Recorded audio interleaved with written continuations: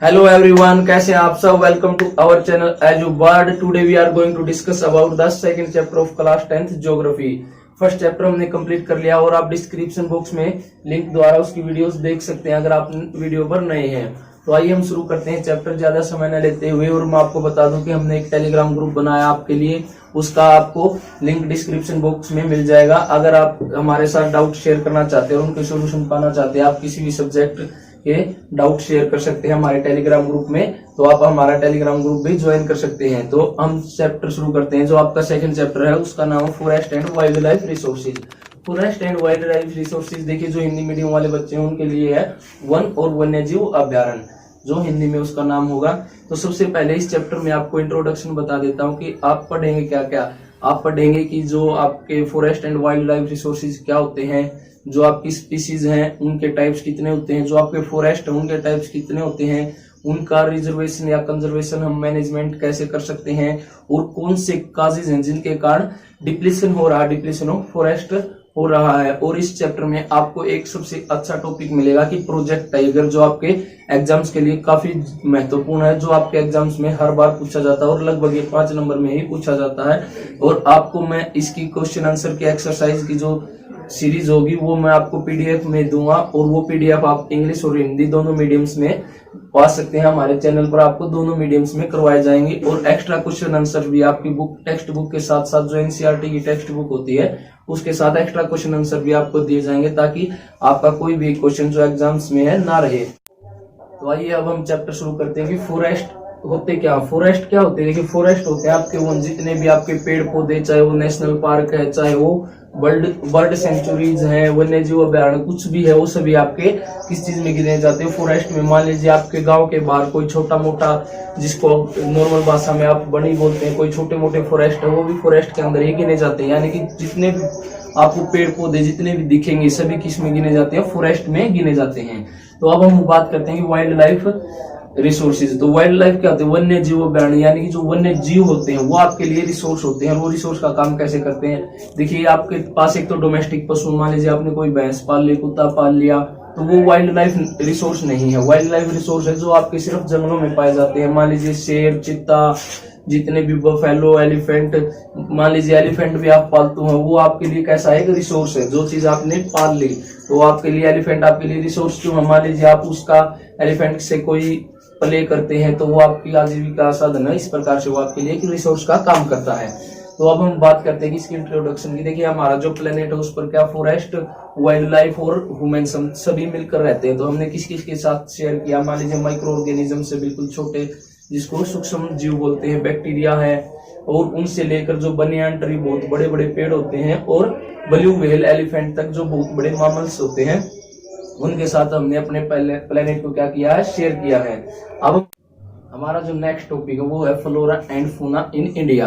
यानी कि flora and fauna in India. देखिए, इसको सबसे पहले मैं आपको हिंदी मीनिंग बता दूं। जो हिंदी मीडियम वाले बच्चे हैं, इसको हिंदी में काफी अजीब से नेम से बोला जाता है कि भारत में वनस्पति जात और प्राणी जात। देखिए, इस नाम को आप हिंदी थोड़ी अजीब जरूर, लेकिन वो अपने अंदर ही सारे मीनिंग छुपाए हुए होती है। जैसे कि वनस्पति जात, यानी कि फ्लोरा एंड फौना। फ्लोरा होता है कि वनस्पति जात, जितने भी पेड़ पौधे आपके, चाहे वो वनों में हो, आपके घर पे हो, या आपके गांव के बाहर हो, सड़क के चारों ओर हो, पहाड़ियों पर हो, सभी को किस चीज में गिना जाता है? वनस्पति जात में गिना जाता है। छोटी घास से लेकर बड़े बनियान ट्री तक, यानी कि बरगद के जो पेड़ होते हैं, सभी को किस में गिना जाता है? सभी को गिना जाता है इसमें, वनस्पति जात में। अब प्राणी जात की बात करते हैं। जैसे प्राणी जात होता है सूक्ष्म जीव, यानी कि माइक्रो ऑर्गेनिज्म से लेकर आपके जो big elephant, blue whales, humans, यानी कि हम आल्सो कंटेन है किस चीज में? प्राणी जात में। तो अब हम बात करते हैं कि flora and fauna in India में सबसे महत्वपूर्ण बात क्या? सबसे टॉपिक पे आते हैं। तो सबसे बात ये है कि India is rich country in the world in very of biodiversity. यानी कि अगर बायोडाइवर्सिटी को हिंदी में बोलते हैं जैव विविधता की हम बात करें, तो इंडिया कैसी है? रिच कंट्री है, बहुत ही धनी देश आप बोल सकते हैं। क्यों? क्योंकि आप अगर फिजियोग्राफिक डिवीजन ऑफ इंडिया देखेंगे, जैसा कि आप 9th क्लास में पढ़ चुके हैं, कि भारत में पर्वत भी आपको देखने को मिलेंगे, रेगिस्तान भी है, पठार भी है, सब कुछ इंडिया में पाया जाता है। लेकिन उसी के अकॉर्डिंग आपको क्या मिलेगी? इंडिया में फॉरेस्ट एंड वाइल्ड लाइफ मिलेंगे। तो इस प्रकार से वर्ल्ड में जितने भी प्रकार की फिजियोग्राफिक डिवीजन होती हैं सभी इंडिया में पाए जाते हैं। मान लीजिए पोलर बियर आपके जो बर्फ में रहते हैं तो इंडिया में बर्फ पाई जाती है हिमालयन क्षेत्र में, तो वो भी मिलेगी। अगर आप रेगिस्तानी सांप जो होते हैं, स्नेक्स होते हैं, डेजर्ट स्नेक या डेजर्ट फॉक्स होते हैं, तो वो आपको राजस्थान में जो डेजर्ट है हमारा भारत का उसमें आपको देखने को मिलेंगे। तो इस प्रकार से India is very rich country in flora and fauna. लेकिन ये क्या हो रहा है, डिप्लीशन हो रहा है। According to a survey 10% of Indian flora यानी कि वनस्पति जात एंड 20% ऑफ मैमल्स यानी कि जो आपके जीव जंतु होते हैं 20% उनकी जो लिस्ट होती है यानी कि उनकी जो प्रजातियां वो थ्रेट एंड लिस्ट यानी कि थ्रेट एंड लिस्ट होती है एक प्रकार से कि लुप्त होने की कगार पर है। आप देख सकते हैं कि कितनी हमने वनस्पति जात या प्राणी जात को नुकसान पहुंचा। फ्लोरा एंड फौना का जो है डिप्लीशन हम करते रहे हैं और उसके लिए कुछ काजेज होते हैं सबसे पहले। तो अब हम सबसे पहले बात करेंगे कि जो आपका नेक्स्ट टॉपिक है जो एक आपकी international union for conservation of nature and natural resources है यानी कि जिसको शॉर्ट में बोला जाता है IUCN। क्या बोला जाता है IUCN। उसने क्या किया है कि जो आपकी स्पीसीज है उनका क्या बताया है, डिवीजन किया है कि कितने प्रकार की स्पीसीज होती हैं। तो सबसे पहले हम बात करते हैं जो आपकी नॉर्मल स्पीसीज होती है। नॉर्मल स्पीसीज को हिंदी में बोलते हैं कि सामान्य प्रजातियां या जातियां। तो नॉर्मल स्पीसीज क्या होती हैं, these are the species which are whose level, आप बोल सकते हैं whose level normal to the survival यानी कि जिंदा रहने के लिए जिनकी पॉपुलेशन काफी है अभी तक। आप जैसे देख सकते हैं कि इसका एग्जांपल जो आपकी बफेलोज हैं, वाइल्ड बफेलो, और जो आपके डियर्स हैं, हिरन्स हैं, और जो बीज मधुमक्खियां उनकी पॉपुलेशन इतनी है कि वो अभी तक खत्म नहीं होंगी। तो आप उनको देख सकते हैं। फिर आपकी जो नेक्स्ट जो टॉपिक है या नेक्स्ट आपकी जो डिवीजन है वो होती है इंडेंजर्ड स्पीसीज। हिंदी में इसको बोलते हैं संकटग्रस्त जातियां। The species which are in danger of extinction. देखिए इसमें क्या आप पढ़ेंगे कि जो प्रजातियां लुप्त होने की कगार पर है यानी कि खत्म, एक्सटिंक्शन होता है लुप्त होने की कगार पर है। इसका आप एग्जांपल देख सकते हैं जैसे ब्लैक बक जो आपका है, इंडियन राइनो यानी कि जो भारतीय गैंडा है, ये दोनों क्या है, ये इंडेंजर्ड स्पीसीज है यानी कि एक्सटिंक्शन की कगार पर है। जो इंडियन राइनो उसको क्यों मारा जाता है, जो उसका जो सींग होता है वो काफी महंगा बिकता है तो इसलिए उसको मार दिया जाता है। जो हमारी नेक्स्ट टॉपिक है या नेक्स्ट स्पीसीज है वो है वल्नरेबल स्पीसीज। हिंदी में इसको बोलते हैं सुभेद जातियां। तो हिंदी में भी आप बाइलैंग्वेज अगर पढ़ते हैं तो आपको कोई प्रॉब्लम नहीं होने वाली है। तो इसको सुभेद जातियां बोलते हैं। देखिए वल्नरेबल एंड इंडेंजर्ड में क्या डिफरेंस है, बिल्कुल माइनर डिफरेंस होता है। जो इंडेंजर्ड है वो क्या है कि वो एक्सटिंक्शन यानी कि खत्म होने, लुप्त होने की कगार पर है। और वल्नरेबल क्या है कि इनकी पॉपुलेशन नीचे गिरती जा रही धीरे धीरे। मान लीजिए कि आपकी जो ब्लैक बक वो इंडेंजर्ड है, इंडियन राइनो वो इंडेंजर्ड है, कहीं पर एक आधा जो इंडियन राइनो देखने को मिलता है। लेकिन जो वल्नरेबल है इनकी स्पीसीज काफी, इनकी जो पॉपुलेशन है कम होती जा रही है। The whose population decline move into endangered यानी कि इनकी स्पीसीज क्या है इतनी कम होती जा रही है, ये कुछ दिन में इंडेंजर्ड संकटग्रस्त में इनकी गिनती होनी शुरू हो जाएगी। जैसे कि एशियाटिक एलिफेंट, पहले हाथियों के 50 से 100 के झुंड घूमते थे लेकिन अब क्या है वो झुंड 20-20, 30-30 के झुंड रह गए हैं, घटकर डिक्लाइन हो गई है इनकी पॉपुलेशन। जैसे गंगेटिक डॉल्फिन का खत्म होने का सबसे मुख्य कारण क्या है, एक तो वो सबसे पहले जो आपका प्रदूषण है, पोल्यूशन, जो गंगा रिवर पोल्यूशन है एक तो सबसे ज्यादा वो, और नेक्स्ट जो आपका होता है हंटिंग यानी कि शिकार, उसको बेचा जाता है। तो गंगेटिक डॉल्फिन कैसी है, वल्नरेबल प्रजातियां यानी कि कुछ दिन में ये वल्नरेबल से इंडेंजर्ड में चेंज हो जाएंगी। इनकी अभी क्या है कि पॉपुलेशन काफी मूव डाउन हो गई है, डिक्लाइन हो गई है। अगर हम इसके जो कंट्रोलिंग फैक्टर है, फैक्टर्स को कंट्रोल कर लें, जो इनको कम कर रहे हैं, तो हो सकता है कि ये नॉर्मल स्पीसीज में भी काउंट होने लग जाए, इनकी पॉपुलेशन जो है इंक्रीज हो जाए। अब नेक्स्ट जो स्पीसीज होती है रेयर स्पीसीज यानी कि दुर्लभ जातियां जिसको हिंदी में बोलते हैं। तो ये जातियां कौन सी की कभी कभी देखने को मिलती हैं कहीं कहीं, ये पहले ही इनकी पॉपुलेशन बहुत कम होती है। स्पीसीज विद स्मॉल पॉपुलेशन यानी कि जिनकी पॉपुलेशन काफी कम थी, लेकिन लोगों ने क्या किया कि इनकी पहले तो पॉपुलेशन कम थी लेकिन इनका शिकार किया और अब इनको क्या कर दिया, मूव इनटू इंडेंजर्ड यानी कि काफी संकटग्रस्त जातियों में इनकी गिनती होने लगी। क्यों? क्योंकि एक तो सबसे पहले बात जो पॉपुलेशन थी वो वेरी स्मॉल, बहुत ही कम पॉपुलेशन थी। फिर क्या किया, इनका हंटिंग किया, शिकार किया, या जो इनकी हैबिटेट्स थी जहां पर ये रहते थे, इनका नेचुरल हैबिटेट जिसको बोलते हैं प्राकृतिक आवास थे, उनको खत्म कर दिया। मान लीजिए माइनिंग के द्वारा वहां से रोड या रेलवे ट्रैक्स निकाल दिए। तो फॉर एग्जाम्पल आप डेजर्ट फॉक्स जिसको बोल सकते हैं, जो आपकी रेगिस्तानी लोमड़ी होती है, वो कैसी एक रेयर स्पीसीज है, बहुत ही कम देखने को मिलती है, लेकिन लोगों ने उसका हंटिंग शुरू कर दिया। अब रेगिस्तान में आप देखेंगे कि रोड निकल गए हैं, वहां पर काफी रेलवे ट्रैक्स भी हो गए हैं और टूरिस्ट प्लेस बन गए, जिसके कारण ये काफी इंडेंजर्ड स्पीसीज में आ गई, काफी कम हो गई हैं। जो आपका नेक्स्ट टॉपिक होता है या नेक्स्ट जो स्पीसीज है वो है इंडेमिक स्पीसीज। एंडेमिक स्पीसीज होती है आपकी, हिंदी में बोलते हैं स्थानिक प्रजाति, यानी कि कोई एक विशेष स्थान पर पाई जाती है। फाउंड इन पार्टिकुलर एरिया और द पार्टिकुलर रीजन, यानी कि ये किसी एक ही स्थान पर पार्टिकुलर एरिया में पाई जाती है। मान लीजिए आप बात करते हैं कि गंगेटिक डॉल्फिन होती है, जैसे वो सिर्फ गंगा नदी में ही पाई जाती है ज्यादातर। देखिए थोड़ी बहुत कहीं पे मिल जाती है, लेकिन जो पार्टिकुलर जो उसका एरिया होता है वो उसी पर मिलती है। आपका निकोबार पिजन होता है, जो अंडमान एंड निकोबार आपके आइसलैंड से वहां पर पाया जाता है। एंड और जो होता है आपका अंडमान पिग, यानी कि जो अंडमान में जो एक सुअर पाया जाता है वो वहीं पर पाया जाता है।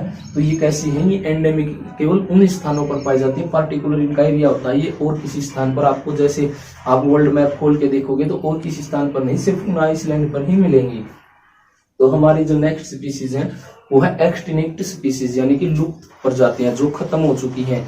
विच are not found in their particular area, local area और ऑल ओवर द अर्थ, यानी कि या तो वो अपने स्थान पर नहीं पाई जाती, अपने रीजन में नहीं पाई जाती, या फिर पूरी धरती से ही खत्म हो चुकी है। जैसे एक तो सबसे बड़ा एग्जांपल आप देख सकते हैं, जो डायनासोर्स थे वो कैसे एक्सटिंक्ट है, यानी कि लुप्त हो गए हैं, अब कहीं पर भी देखने को नहीं मिलते ऑल ओवर द अर्थ।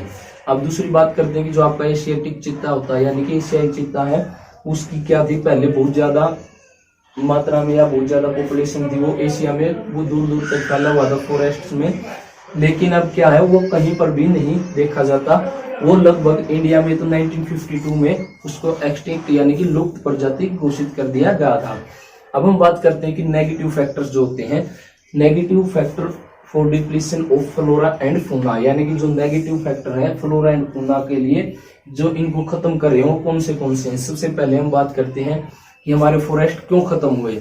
तो सबसे बड़ा कारण है इसका एग्रीकल्चरल लैंड, यानी कि हमने क्या किया, फॉरेस्ट को काट दिया, उसको कन्वर्ट कर दिया किस चीज में, एग्रीकल्चरल लैंड में। अब एक अकॉर्डिंग डाटा है कि 1951 से लेकर 1980 तक जो 26,200 स्क्वायर किलोमीटर एरिया था, उसको फॉरेस्ट एरिया को किस चीज में कन्वर्ट कर दिया, उसको कन्वर्ट कर दिया हमने एग्रीकल्चरल लैंड में। क्यों? क्योंकि हमारी पॉपुलेशन है जो इंक्रीज हुई तो हमें खाने के लिए ज्यादा चाहिए था, और हमें क्या चाहिए था, हमें ज्यादा पैसा चाहिए था, और हमने अपने प्राइमरी रिसोर्स या प्राइमरी जो आपके संसाधन होते हैं उनको बढ़ाने के लिए फॉरेस्ट को काट दिया और लैंड को किस चीज में कन्वर्ट कर दिया, हमने लैंड को कन्वर्ट कर दिया एग्रीकल्चर लैंड में। अब जो नेक्स्ट टॉपिक है या नेक्स्ट जो केस है, सॉरी टॉपिक नहीं, नेक्स्ट जो केस है या काज आपको बोल सकते हैं, कारण है, उसके कारण क्यों कम हुआ। तो जो लार्ज स्केल आपके प्रोजेक्ट होते हैं, लार्ज स्केल डेवलपमेंट प्रोजेक्ट, मान लीजिए आप बांध बनाते हैं तो आप क्या करते हैं, पूरी रिवर वैली को खत्म कर देते हैं, पेड़ पौधों को काट देते हैं, वहां पर पानी से भर देते हैं उसको। तो एक सर्वे के अकॉर्डिंग सिंस 1952 यानी कि 1950 या कई बुक्स में आपको 1952 लिखा मिलेगा, तो वहां से लेकर अब तक आपने 5,000 स्क्वायर किलोमीटर जो एरिया है, जो लार्ज स्केल डेवलपमेंट प्रोजेक्ट थे उनके कारण जो फॉरेस्ट एरिया वो 5,000 स्क्वायर किलोमीटर एरिया जो खत्म हो चुका है। अब हमारा नेक्स्ट कारण है कि माइनिंग। हम देखिए आज खनन कर रहे हैं, खाने खोद रहे हैं, जिससे हम कोयला, पेट्रोलियम, मेटल्स निकाल रहे हैं।